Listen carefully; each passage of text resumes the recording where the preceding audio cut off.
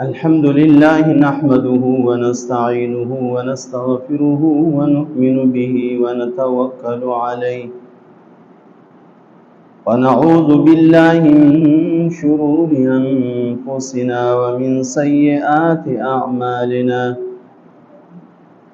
من يهده الله فلا مضل له ومن يضلله فلا هادي له ونشهد أن لا إله إلا الله وحده لا شريك له ونشهد أن محمدا عبده ورسوله أما بعد فأعوذ بالله من الشيطان الرجيم بسم الله الرحمن الرحيم ولله على الناس حج البيت من استطاع إليه سبيلا إن الله وملائكته يصلون على النبي يا أيها الذين آمنوا صلوا عليه وسلموا تسليما اللهم صل على سيدنا ومولانا محمد وعلى آل سيدنا ومولانا محمد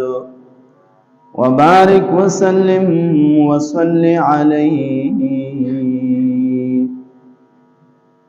زما قابل قدر عزت مند محترم تیر جمعه باندې د حج د فرضیت سره متعلق تذکرہ وکړې شوله حج کله فرض شوی دی او نبی علیہ الصلوۃ والسلام سو حجونه کړی دي د حج د فرضیت او بارکه د علماء مختلف قولونه دي بعض علماء فرمایي چې د هجرت په وم کال باندې او بعض اتم کال یادای او بعض نهم کال یادای بهر حال مختلف روایتونه دي پکې او زیات علما داوي چې د هجرت په نهم کال باندې حج پر شو نبی علیہ الصلوۃ والسلام سو حجونه کړی دي نبی علیہ الصلوۃ والسلام چې د مکی مکرمه نه مدینه منوره ته هجرت نو کړي د هجرت نه مخکې د نبی علیہ الصلوۃ والسلام د حج په باره کې هم د علماو مختلف قولونه دي بعض حضرات وایي چې د هجرت نه مخکې نبی علیہ السلام حج نه دی کړی او بعضی دو حجونه یادای او بعضی د نبوت نو وروسته او د هجرت نه مخکې هر کال حج یادای نو په دغه اعتبار باندې تقریبا 42 حجونه د هجرت نه مخکې او بیا چې نبی علیہ الصلوۃ والسلام مدینه منوره ته هجرت وکړو نو د هجرت نو وروسته نبی علیہ الصلوۃ والسلام چې حج کړی دی نو یو حج کړی دا اتفاقی خبره ده د هجرت نو وروسته نبی علیہ السلام یو حج کړی او دغه حج د هجرت په لسم کال باندې په نهم کال باندې نبی علیہ الصلوۃ والسلام ابو بکر صدیق رضی الله تعالی عنہ امیر حج مقرر کړو داغه په مشرۍ کې صحابه کرام حج ته تلو او الته اعلانونه مشيو چې د دین وروسته به مشرکان او کافران حج ته ناراضي ممنوع او ګرځید د دوی داخله په دغه ځای کې داغه وروسته چې کمنو کافر په زمين حرم باندې بندي اوس هم حرمین شریفین ته چې کوم سړکونه تللی دي آلتا غټ بورونه لګېدلي، نو د زمین حرم نه زمین حل طرف ته یې سړک تاو کړی دی، هغه د غیر مسلمو د پاره. مسلمانان زمین حرم ته تللی شي او غیر مسلمه به دغه طرف ته نه ځي.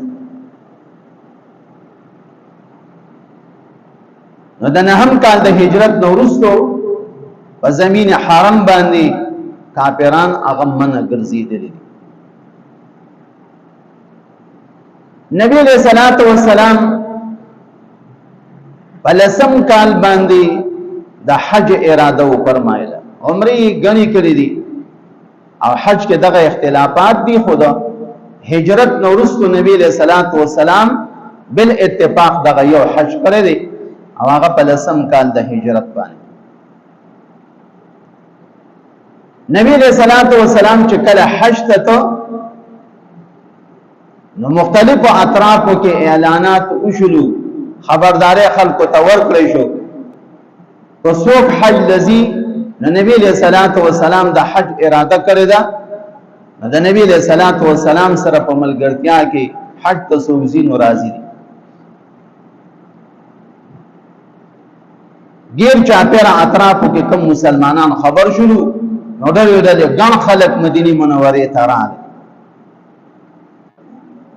د نبی علیہ الصلوۃ والسلام سره په مرګرتیا کې د حج د پاره.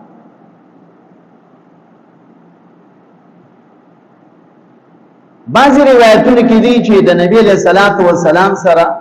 حج د پاره چې کم کسان تلیو ناغه 90,000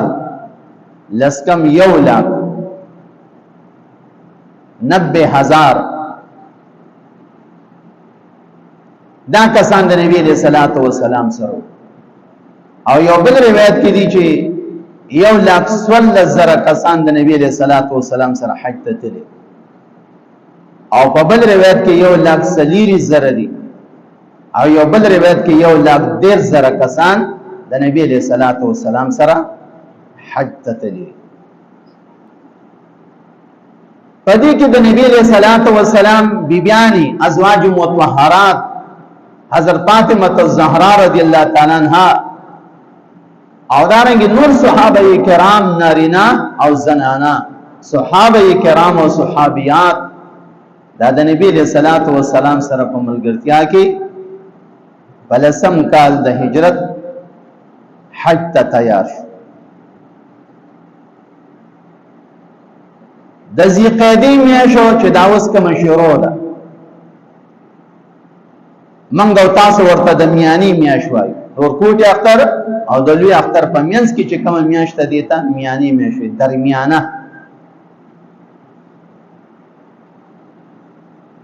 او دارنګي شریعت کې دیتا چې کوم دینو ذیقعده وته ویل کېږي، ذوالقعده. نو د ذوالقعده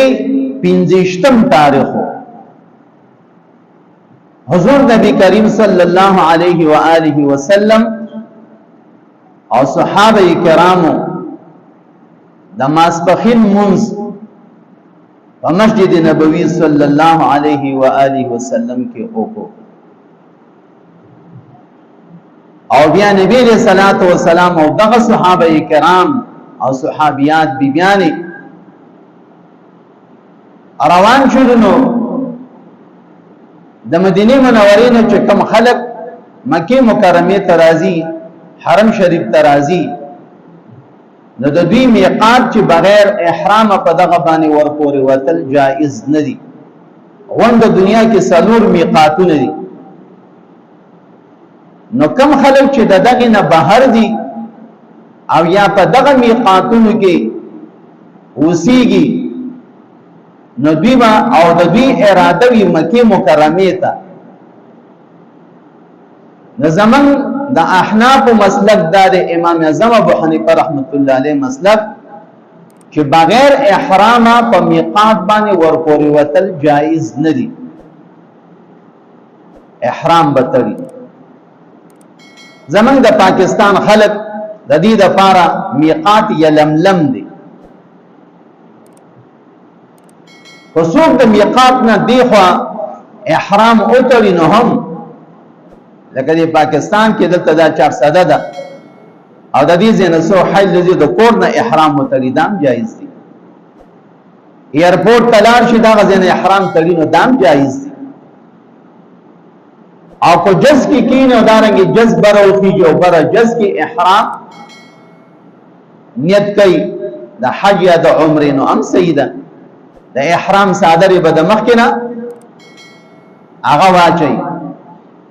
غسل بو کی خپل ګندل جامع بدری کی یو صادر هغه نه بلنګو یو بل صادر بداسي ځان عام جمی کی بند څنګه راتاوي داسي به راتاو نه دا د احرام صادری دا د احرام صادری دې ته احرام نه وای دا د احرام صادری او د زنانو د پاره د احرام د پاره ځان له کپڑے مپړی نشته دي هغه په دغه خپل جامو کې په دغه خپل جامو کې وي ا دومره قدر کار دی چې د ستر او د پردې په خیال ساتي خو زنانه به دا احتیاط کوي چې د حج یا د عمره احرام تړي نو د ستر په دوران کې د خپل مخ چې دا کپڑا په دې مخ نه لګي دا غي د پاره طریقه دا ده چې د چت والا ټوپه اب زنانه په سر کې نو چې د چت ټوپه په سر کې نه خپل روبن به هغه چت ټوپه په هغه چت باندې د پاسه راواچي نو مخم پر شول او کپڑا د مخ سره نه لګي بعض اکثر چې کمنو زنانه هغه ناپوي وي اس کې سپینه کپڑے پیدا کړی وي سه په سر را چولي وي سر پیچک شانت کې نه دا تندې پکې پټ کړی وي دا احرام دی جایز دی یا تندې په کې نه پټایو د سر وخت چې د کم ځای نه شروع کیږي هغه ځای پورې بددي سر پټوي او دا تندې او مخ د زنانه د پاره با دا کپڑا چې په دې مخ نه لګيږي په حالت د احرام کې ندی به د چت ټوپه په سر کې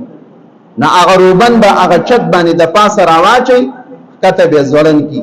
نو دارنګي مخ به نخکاری ستر او پرده رااله او د احرام چې کومه پابندي واغم پکې رااله زمون عام طور باندې بعضی زنانه چې حج یا عمره لذي نو د احرام تړلو په وخت کې وی مخ اکثر کولاوي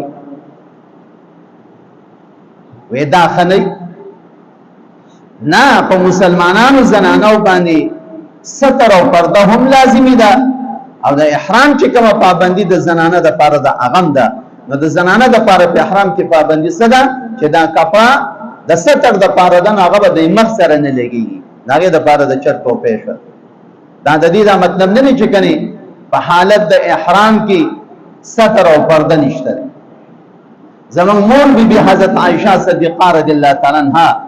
هغه فرمایي چې موږ نبی له صلوات و سلام سره حج تلارو نو موږ چې یو ځای کې ناستو